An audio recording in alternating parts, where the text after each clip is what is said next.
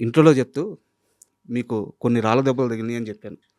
అలాగే వాటిలో కొన్ని రాళ్ళు శత్రువులకి ఇచ్చింది కూడా మీరే అని చెప్పాను. ఒప్పుకుంటారా దాన్ని? ఒకటి గుర్తుంది. అది ఒకటి మాత్రం ఒప్పుకుంటా. Sir okay. ఇంకొక చిన్న విషయం సార్. నటుడిగా మీ వయసు 40 సంవత్సరాల పైన. మనిషిగా నా వయసు 35 సంవత్సరాలు. సో, మీరు చూడని సక్సెస్ లేదు. మీరు ఇవ్వని ఇంటర్వ్యూ లేదు. సో, ఈరోజు నేను కొత్తగా మిమ్మల్ని ఇంటర్వ్యూ చేస్తా, నేనేదో అద్భుతం చేస్తానని చెప్పట్లేదు. అయితే మీ ప్రయాణంలో మీరు వివిధ ఇంటర్వ్యూల్లో, వివిధ సందర్భాల్లో చెప్పిన మాటల మీద కొన్ని ప్రశ్నలు, కొన్ని నేను మీకు అభిమానిగా మారిన సందర్భాలు ఇవున్నాయి. వాటి గురించి మాత్రం మాట్లాడుకుందాం. దీన్ని ఒక ఇంటర్వ్యూగా చూడొద్దు. ఒక ఇంటరాక్షన్‌గా మనం ప్లాన్ చేసుకుందాం. అలాగే.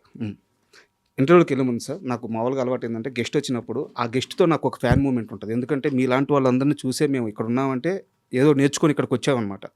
సో మీ విషయంలో నా ఫ్యాన్ మూమెంట్ ఏంటంటే ఖడ్గం సినిమాలో ఆర్మీ ఆఫీసర్ క్యారెక్టర్ అనమాట. అంటే ఒక పెద్ద వర్షం పడుతూ ఉంటుంది. ఆ వర్షం రోజంతా పడుద్ది, కానీ ఒక మెరుపు వస్తుంది. అది ఒక సెకండ్ ఉంటుంది. ఆ రోజు ఇంపాక్ట్ తెల్లారు లేసిన తర్వాత అందరూ నిన్న ఒక పిడుగు పడిందిరా, ఒక మెరుపు వచ్చిందిరా అంటారు. ఖడ్గం సినిమాలో మీ క్యారెక్టర్ అటువంటిది.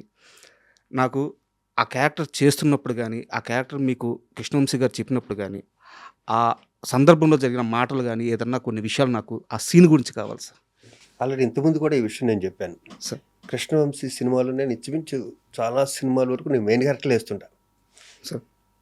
ఎప్పుడైనా టక్కున ఫోన్ చేసి రే శివాజీ ఇది ఒక్కటే సీను నువ్వే చేయాలన్నప్పుడు ఈ సినిమా నేను ఫస్ట్ నేను చేయనన్నా. ఇంతకుముందు కూడా చాలాసార్లు చెప్పాను. ఖడ్గం నేను ఇంతకుముందు నీ దగ్గర మెయిన్ క్యారెక్టర్లు చేశాను చాలా. నేను వచ్చి ఒక 1 డే చేసి వెళ్ళిపోవటం అన్నది న్యాయం కాదని. సార్ నువ్వు ఒకసారి ఆలోచించరా ప్లీజ్, నాకు నువ్వు చేస్తే బాగుంటుంది అనిపించింది. ఈ ప్రకాష్ రాజ్ వీళ్ళు కూడా అటు చేయనంటుంటే ఎందుకు ఎన్నిసార్లు బతిమాలుతా ఉంటే లేదు ఈ క్యారెక్టర్ వాడే చేయాలి. తెల్లగట్ల 3 గంటలకు ఫోన్ చేసి 4 గంటల షూటింగ్ అన్నాడు. నేను వెళ్ళను నిజంగా, వంశీ కాబట్టి వెళ్ళా. ఓకే. అంటే వంశీ అంటే అంత ఇష్టం నాకు. సార్ 4 గంటలకి ఏదో సాంగ్ దొరుకుతుంది, ఎండింగ్ వచ్చి శాల్యూట్ కొట్టి వెళ్ళిపోతాను. తర్వాత నిన్ను నైట్ ఇబ్బంది పెట్టను రా, నీ గురించి నేను పగలే చేస్తానని నాయుడు గారి స్టూడియోలో అక్కడ సెట్ చేశారు ఇండోర్. అది ఓకే. ఆ సీన్ అంత సీరియస్గా ఉన్న ఆ సీన్లో డైరెక్టర్ యాక్షన్ చెప్పబోయే ముందు అంతా మేము నవ్వుతూనే ఉన్నాం. నేను, ప్రకాష్ రాజు, రవితేజ, శ్రీకాంత్, బేసిక్ అందరం తెలియ స్టార్టింగ్ నుంచి ఫ్రెండ్స్ అవటం వల్ల, వంశీ బాగా క్లోజ్ అవటం వల్ల అంత సీరియస్గా తీసుకోలే సార్ దాన్ని. పైగా నేను వేరే షూటింగ్కి వెళ్ళాలి వచ్చేసి, వీళ్ళ జోకులు ఏంటంటే ఈరోజు అవ్వదరా అని. కానీ వంశీకి ఆ సీన్ తెలుసు, ఆగిపోట్టు ఆ సినిమాకి చాలా ఇంపార్టెంట్ సీను, అది పక్కా ప్రొఫెషనలే చేయాలి అన్నది ఏదో ఉంది అతని బ్రెయిన్లో. 4 కెమెరాలు పెట్టాడు సార్. ఆ టెన్షన్లో అతను ఉండగా ఒక పక్కన ఉత్తేజ్ మాటలు రాస్తున్నాడు. సార్ వంశీ నన్ను వచ్చి ఒకసారి డైలాగ్ చూడరా అంటున్నాడు. కానీ మేము నలుగురు ఇక్కడ జోకులు వేసుకుంటూ కూర్చున్నాం కాబట్టి విపరీతంగా నవ్వుతున్నాం. ఓకే, ఒక అరుపు అరిశాడు, సైలెన్స్, వస్తావా అని. కోపం వచ్చేసింది.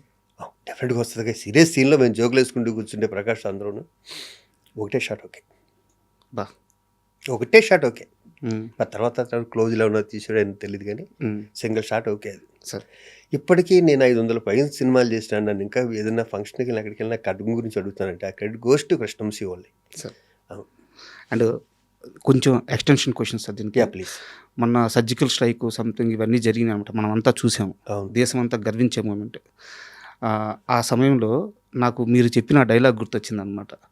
పైన ఉన్న వాళ్ళు శాంతి శాంతి అని చెప్పి మమ్మల్ని ఆపుతున్నారు కానీ 2 నిమిషాలు ఆపి వదిలి చూడండి అంటే, ఆ రోజు సర్జికల్ స్ట్రైక్ అప్పుడు జరిగింది అదే జరిగింది. కొన్ని నిమిషాలే వదిలింది మన సైన్యాన్ని.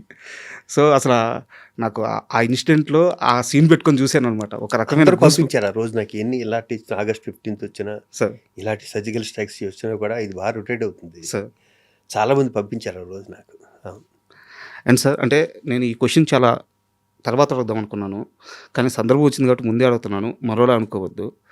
ఈ మధ్యకాలంలో కృష్ణవంశీ గారు చాలా తక్కువ ఇంటర్వ్యూలు ఇచ్చారు. మన ఖడ్గం రిలీజ్ అప్పుడు మాత్రం నేను ఆయన కలిశాను, అలాగే కొన్ని ఇంటర్వ్యూలు ఇచ్చారు. బట్ ఏ సందర్భంలో అయినా సరే రవితేజ గారి ప్రస్తావన వస్తే నెక్స్ట్ క్వశ్చన్ అనేస్తున్నారు ఆయన. రవితేజ గారి గురించి మాట్లాడడానికి కృష్ణవంశీ గారు ఇష్టపడట్లేదు. వాళ్ళిద్దరికి మీరు చాలా క్లోజ్ పర్సన్. ఏం జరిగింది సార్? నెక్స్ట్ క్వశ్చన్ అది నాకు సంబంధించిన విషయం కాదు. నాకు ఇద్దరు స్నేహితులు. హ్మ్. నాకేం జరిగిందో నాకు తెలీదు. సార్ అందరికీ కొత్తగా చెప్పక్కర్లేదు. నేను ఉన్నది ఉన్నట్టే మాట్లాడతా సార్ కదా. గాలిలోంచి సృష్టించి ఇప్పుడు వాళ్ళిద్దరి మధ్య జరిగింది నేను చెప్పలేను. కాబట్టి next question. Next question. Okay, agree sir. And Amrutham serial sir, Amrutham serial గురించి మీరు చాలాసార్లు చెప్పారు. మేము కొన్ని సంవత్సరాల నుంచి దాన్ని రిపీట్గా చూస్తూనే ఉన్నాము. నాకు ఒకటే ఒక క్వశ్చన్ ఉంది అమృతం సీరియల్ మీద. ఆ సీరియల్ నుంచి నేను బయటకు వచ్చాను, కానీ నా తప్పు లేదు. ఈ ఒక్క స్టేట్మెంటే మీరు ఇచ్చింది ఇప్పటివరకు దాని గురించి మాట్లాడింది. అసలు ఎందుకు బయటకు వచ్చారు, ఏం జరిగింది అనేది కాస్త వివరంగా కావాలి సార్. నా అంటే సారీ టు ఇంటరప్ట్ యూ. అంటే ఇది మాత్రం సమాధానం కావాలి. ఎందుకంటే అమృతం అనేది కొన్ని కోట్ల మందికి సంబంధించిన ఎమోషన్. అమృతంలో మీరు మాత్రమే మేము రిలేట్ చేసుకున్న క్యారెక్టర్. సో తర్వాత చాలామంది చేసి ఉండొచ్చు, హిట్టే. కానీ శివాజీ రాజా ఆ క్యారెక్టర్కి మాకు గుర్తుండిపోయే క్యారెక్టర్. మీరు ఎందుకు బయటికి వెళ్ళిపోయారు అనేది కొన్ని జనరేషన్లకి మిగిలిపోయిన ప్రశ్న. దానికి సమాధానం మాత్రం కావాలి ప్రాణం పోయిన అబద్ధం మాత్రం అన్నాం. సార్. ఇక్కడ నా తప్పు లేదు, వాళ్ళ తప్పు లేదు. సార్ ఒక హిట్ వచ్చాక తలకు ఒక కిక్ వస్తుంది. సార్ ఒక మంచి హిట్లో ఇది నా వల్ల, ఇది నా వల్ల, నా వల్ల అని. అక్కడ వచ్చిన ఈగో ప్రాబ్లమ్స్ ఏమైంది, అలాంటిది ఏదైనా జరుగుంటుంది.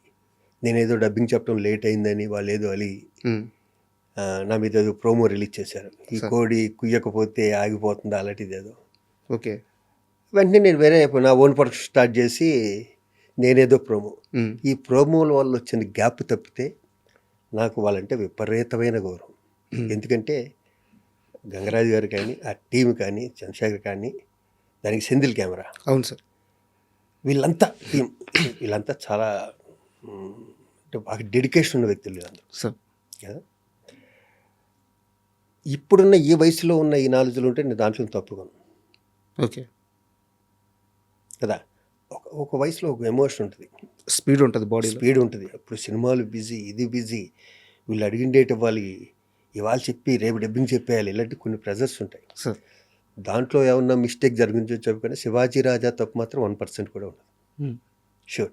నేను ఆ తర్వాత నేను అమృతం చూడలే సార్. నేను అమెరికా కానీ ఎక్కడికైనా వెళ్తే తెలుగు వాళ్ళు కనిపిస్తే, సార్ మాకు ఇది ట్రస్ట్ బస్టర్ సార్, మాకు ఈ పనిలో పొద్దు నుంచి సాయంకాలం వరకు ఉండి ఒక్కసారి ఒక ఎపిసోడ్ చూస్తుంటాం సార్ అంటారు. ఆ ఎపిసోడ్లన్నీ మేము చాలా ఆడతా పాడతా చేసినాయి. నేను కానీ, గుండె హనుమంతరావు కానీ, ఝాన్సీ గారు కానీ, అందరూ. నేను ఇప్పటికీ చెప్తున్నా, నాలో ఏ ఈగో లేదు. క్రెడిట్ గోస్ టు గంగరాజు గారు, అయిందే క్రెడిట్.